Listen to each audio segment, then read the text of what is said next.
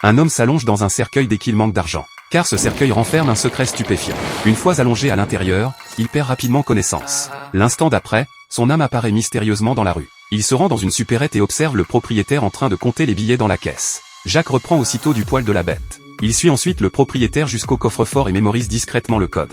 Après avoir retenu le code, Jacques réintègre son corps. Il se change rapidement et, profitant de la nuit, s'introduit furtivement dans la supérette. Grâce au code mémorisé, il ouvre le coffre-fort et s'empare de tout l'argent. Tout a commencé 2 jours plus tôt, lorsque Jacques a découvert un mystérieux cercueil. Après avoir dévissé les vis et ouvert le couvercle, il n'y trouve que des feuilles mortes. En ouvrant le double fond, il découvre un mécanisme composé de pièces mécaniques. Il appelle alors son ami Kate pour examiner ensemble ce cercueil. Il découvre une clé à l'intérieur. Lorsqu'il l'insère dans la serrure, le mécanisme s'active étonnamment. Cependant, une fois arrêté, rien ne semble se produire. Il décide alors de faire un test avec un poisson rouge. Jacques active le cercueil et des étincelles jaillissent entre les engrenages. L'instant d'après, le poisson cesse de bouger. Mais dès que le mécanisme s'arrête, le poisson revient à la vie. Les 2 amis sont stupéfaits. Ils décident de poursuivre l'expérience. Cette fois, Jacques s'allonge dans le cercueil et Kate active le mécanisme.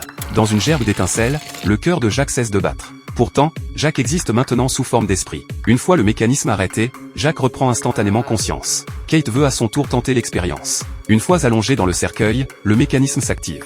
Kate, qui est handicapé, peut miraculeusement se lever sous sa forme spirituelle.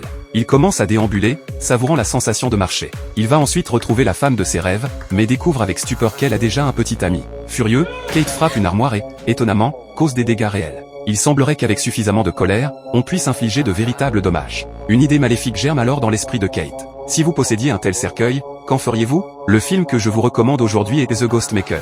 Je m'excuse, mais pour des raisons de droit d'auteur, je ne peux partager que ce résumé. Les personnes intéressées peuvent rechercher le film original. Merci de votre attention et à la prochaine.